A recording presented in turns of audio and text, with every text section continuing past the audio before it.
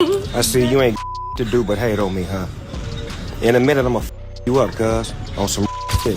This is what happens when family, legacy, and millions of dollars collide in hip-hop. Snoop Dogg just fired back at his own cousin Daz Dillinger after Daz went public with serious accusations about Death Row Records, claiming forged signatures, stolen trademarks, and unpaid royalties since Snoop took over the label. Like I was saying, the paw is trademarked. Like I told Snoop, you got rejected and I got accepted. You know what I'm saying? So that was the moneymaker. The paw is like the Apple sign, like I said before. And like I said, they tried to go behind my back and trademark all my work and then flung my face like, yeah, we got it. That's all we wanted, because I'm finna sell everything for $1 billion to Universal. Snoop's response came fast and direct, threatening to end him, with his exact words being that he's going to mess him up business-wise. This beef has been simmering for years, but December 2025 is when it boiled over in the most public way possible. What follows is the full breakdown of everything that happened, where this tension actually started, and why two cousins who literally built West Coast hip-hop together are now declaring they're not family anymore.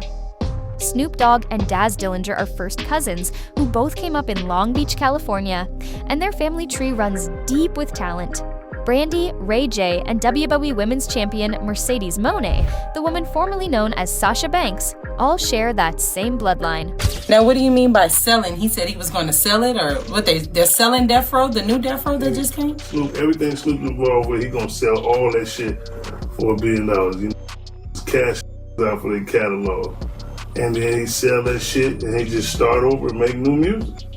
You know, it's easy. You sell what you got, you know what I'm saying? You got all that money. I mean, I'm counting, but I got my own pocket. Daz signed to Death Row Records in 1992 at just 19 years old with zero formal training in production. Dr. Dre saw something in him and personally mentored him during the Chronic sessions. And that's when everything changed for Daz. Within a year, he was producing album tracks on his own without Dre looking over his shoulder. Here's the part a lot of people don't realize about Death Row's golden era. Daz wasn't just some background player, he was one of the most important producers on the entire catalog. Suge Knight himself said that Daz did pretty much the whole album when talking about Snoop's 1993 debut, Doggy Style, which went on to sell quadruple platinum. Not physically, but business-wise. Because you broke as a right now, so I'm gonna you up in a minute, cuz. Leave me alone. Leave me the alone. You didn't put that on the internet. Leave me alone, cuz. You up. Leave me alone. 5 tracks on Tupac's All Eyes on Me came from Daz's production, including 2 of America's Most Wanted and Ambition's Azarita. Production wasn't even his only contribution, because Daz also performed as one half of Tha Dogg Pound alongside Kurupt. Their album Dog Food hit #1 on the Billboard 200 in 1995, which meant Daz was essential to Death Row's success, both behind the boards and on the mic. Death Row was a powerhouse, generating over $100 million annually at its peak. But you know, the shit that I got on the wall right here, you know what I'm saying? The Chronic is already going back to Dr. Dre. Tupac took all his greatest hits album, all his albums, all his shit back over to Amaru. So what is left on Death Row? But I'm coming to get my shit, so what's gonna be left on Death Row? So he gotta make new catalog. And that's where all the new cats come in at, you know what I'm saying? Making new content, you know what I mean? And the whole operation fell apart after Tupac's murder in September 1996 and Suge Knight's imprisonment in 1997. April 4th, 2006 marked the day Death Row filed for Chapter 11 bankruptcy, and the numbers told a brutal story. Debts exceeding $137 million against assets of only about $4 million meant the label was completely underwater. The artists who built Death Row got left holding nothing. Reports from 2012 showed Snoop was owed around $2 million, Nate Dogg around $5 million, and Dr. Dre around $8 million from those original contracts. Now you still have albums and stuff over there at Death Row, or what do you have over there? Now, are you part owner of it, or? I'm not an owner. Okay. No. Now, do you own anything over there, or do you write anything? My publishing and my rights and all that other type of stuff. You know what I'm saying? So, you know, Songs of Songs is in publishing deals. So you might have this one song, you know what I'm saying, there's Doggy Dog World or something. So somebody might sample that song. And now you got different songs made off that songs that you get a piece of that catalog. Now your catalog is a little bit more longer now. I mean, you know, I got all the Tupac stuff, that's separate though. You know what I'm saying? But the Death Row stuff from Gamma on up, not from the past. I'm talking about Gamma on up, you know what I'm saying? From 22 on up. Just like you said, I'm gonna give everybody back their publishing. You lie. You ain't paid nobody since day one. You trying to start out. Daz had already experienced this problem firsthand when he sued Suge Knight back in 2001 for over $1 million in defrauded royalties, which means the issue of not getting paid for his work stretches back decades for him. The label bounced between owners after bankruptcy in ways that almost seem made up. Wide Awake Entertainment bought it at auction in 2009 for $18 million, then Wide Awake went bankrupt too. E1 picked up the pieces for around $6 million in 2012. Hasbro acquired E1 in 2019, which means the company behind My Little Pony and Transformers technically controlled Death Row for a stretch. It went through MNRK Music Group, which Blackstone controlled, and Billboard estimated the total valuation at approximately $50 million, based on conversations with music industry financial executives. What Snoop bought came with some major gaps, though. Dr. Dre's attorney Howard King publicly clarified that Dre retained 100% ownership of The Chronic, after Snoop initially seemed to claim he owned it. That clarification came fast. Tupac's albums had already reverted to his estate on January 1st, 2022, meaning those weren't part of the deal either.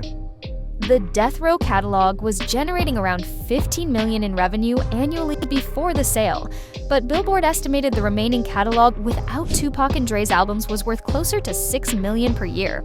Still a lot of money, but nowhere near what people assumed. Snoop made promises when he took over.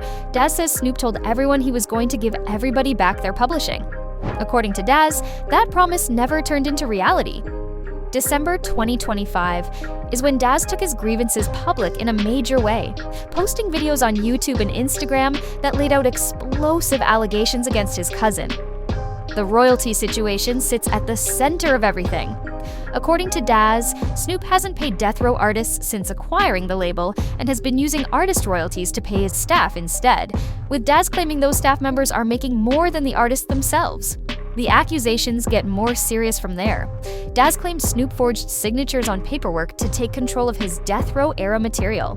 The Tha Dogg Pound paw print logo became another flashpoint, with Daz saying Snoop tried to trademark it without permission, despite that logo being registered in Daz's name. Daz compared that logo's value to the Apple sign, which gives you a sense of what he thinks it's worth.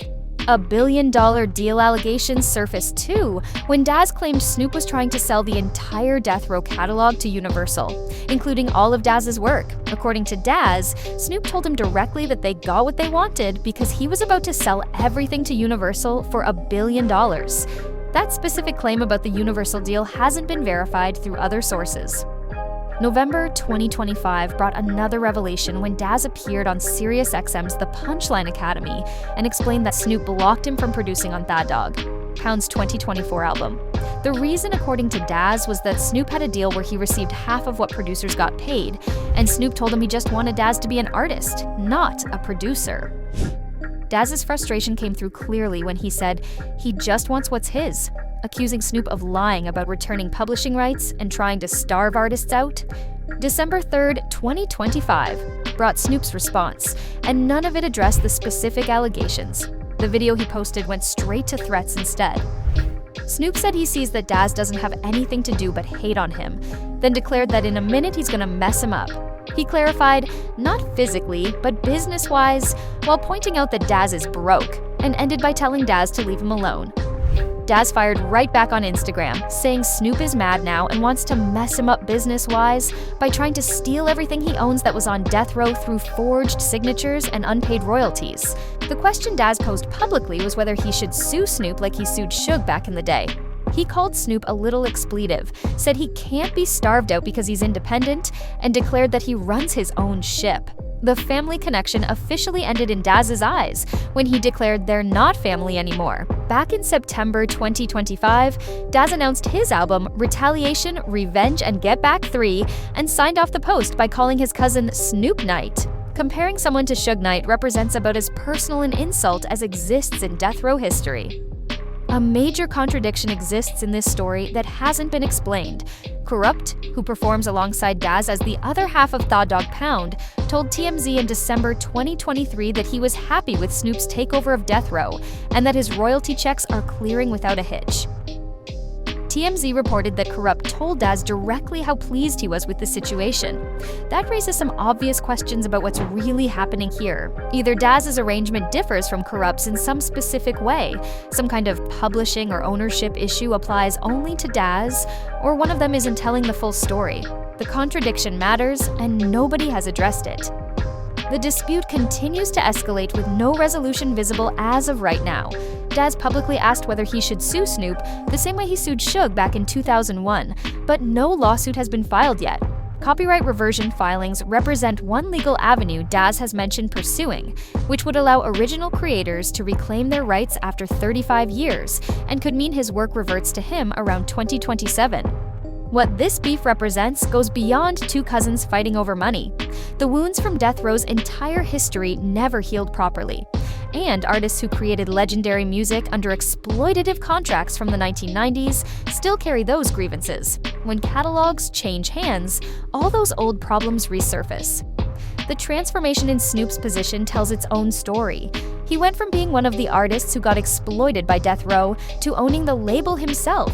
And now his own cousin accuses him of repeating what Suge Knight did. Whether those accusations hold up or not, the fact that this confrontation is happening at all reveals something broken in how the music industry handles compensation for the people who actually made the music. Drop your thoughts in the comments about this situation and whether Daz is right to call out his cousin publicly or whether family business should stay private. Subscribe for updates as this story keeps developing.